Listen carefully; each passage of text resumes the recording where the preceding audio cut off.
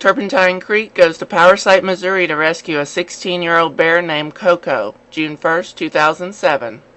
After a 1.5 hour drive, Turpentine Creek reaches the home of Coco the bear. Coco was located in a backyard off of Highway 76. This is the first look we get at Coco. He's just waking up for the day. After watching Larry with Coco the bear, Scott felt safe enough to get into the cage to feed raisins to Coco while the owner put the harness on the bear to lead it to the trailer. You old lazy bum. You old lazy bum. Sure you don't want a bareback ride? No permission? Whoever's responsible for the young man? Larry Visnowski. Tell me a history about this bear. Coco was one of 3 bears. He was 3 months old, and they were taken away from some drug dealers. I guess they went to jail, and the bears had to be disposed of, and I was working for the Department of Justice at the time in the immigration branch, and heard about the little bear, the little cub, and they put him out for adoption.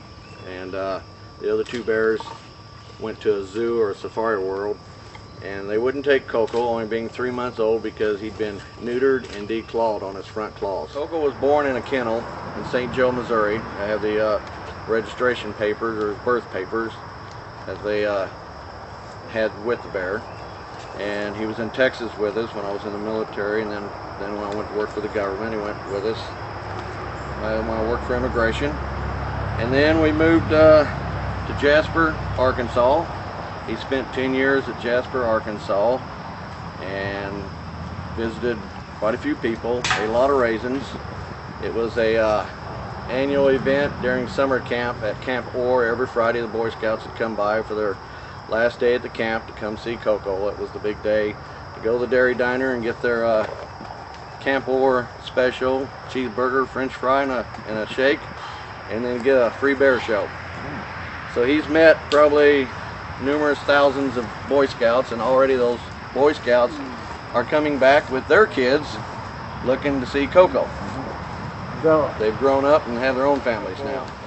Used to play the guitar a little bit, likes to strum bass guitar. He can't hurt you. I've got a couple broken bones from him. They've been accidental, where I've slipped on sand and I had the leash around my arm and went to let go of the leash, and it was stuck to my arm, and it pulled me up over the deck and broke my leg. Go ahead and flip that back on. But he carried me all the way back to the house. Really? The bear did? Yes. While there was 30 people waiting with treats and snacks, that was real hard for him to turn around from his daily bear show and to give up all those wonderful treats and snacks and then carry me. I'm hobbling on one leg, and he carried me all the way back to the house. And then my wife drove me to the hospital, and I had surgery. What kind of how would you describe the relationship between you and the bear? Like brothers. He probably thinks of me more as a daddy, but I would say more, we're more like brothers. I mean, we've had a few beers together. Actually, that's when he first started playing the guitar. I don't play, but I was trying to learn how to play, and I noticed when I was drinking a beer and I was in his cage with him, and he kept reaching up and wanted to see what I was doing with the guitar. So when he reached up and he strummed the guitar a couple times, I rewarded him. Well, there was no end to that now. All he had to do was make a lot of noise on the guitar, and he'd get a lot of treats. Yeah. But 2 questions. Why are you turning him over to the reserve? That's the first one.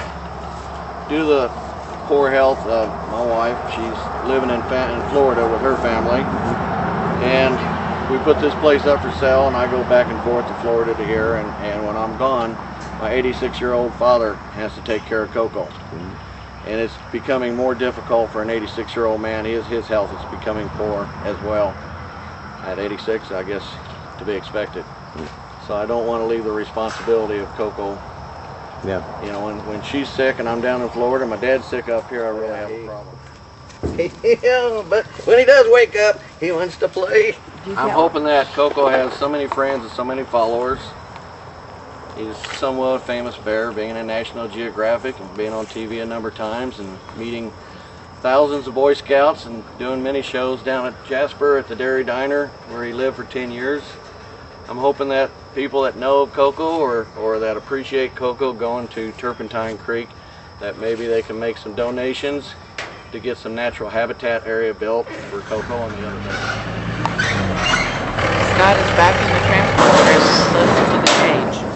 Small farm. We then prepare the trailer for loading Coco the bear for his trip to Turpentine Creek. Guess he's going to go to the chair first. We don't have much of a routine here because Missouri doesn't allow me to take him out of his kennel, whereas in Arkansas I was able to take him on walks daily.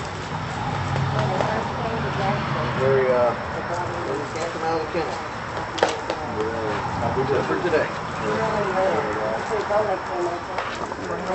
Yeah, time to go in. He smells a snake in the grass.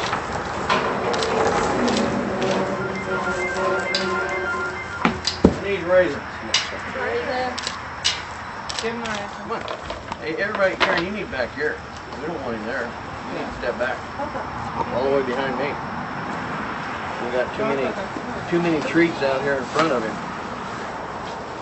Why should I go in here when all the food's out there?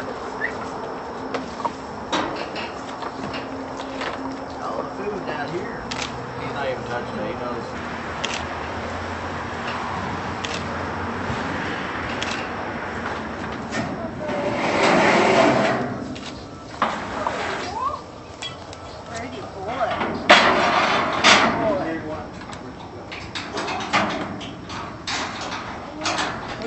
Coco is ready for his journey to the refuge.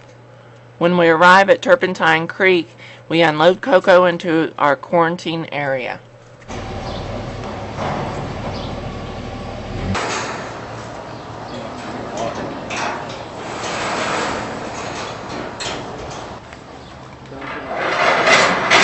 Come here.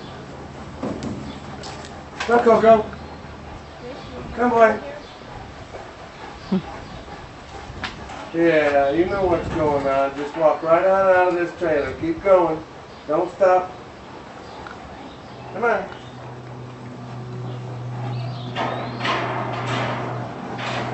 You do it? You do it? Good boy.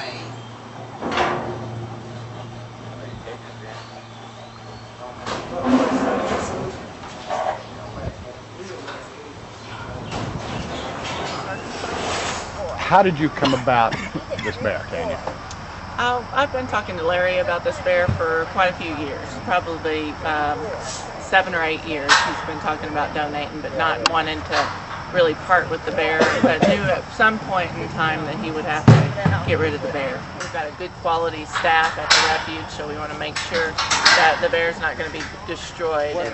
What are you going to do with Coco? What's going to happen to him? Well, right now he'll go into about a 3 to 4 week quarantine area. He looks very healthy, so hopefully, you know, that's just a precaution that we have to take. And then after he comes out of quarantine, he'll be put into an area that's close to our other bears. Our biggest plea is that people don't get these animals for pets. You know, with so many animals out there that need homes, there's so many cats and dogs and other animals like that that do make good pets, and we want people to go out and get those animals and help take care of them. I mean, this bear is an exception to the rule. You know, most of the bears we get, they're not handleable, and you know, at about 6 or 8 months old, they're tearing up your furniture, tearing up your house, tearing up your neighbors' yards, your kids running loose. I mean, there's just every scenario you can imagine. So, and we need funding. You know, that's our biggest thing, is we've got 459 acres to develop at the refuge, and we're on about 40 acres right now. So if you can make a contribution, that really helps out. And you can always find out more information by going to our website, which is www.tigers.tc, or you can go into turpentinecreek.org and find out more information about the refuge.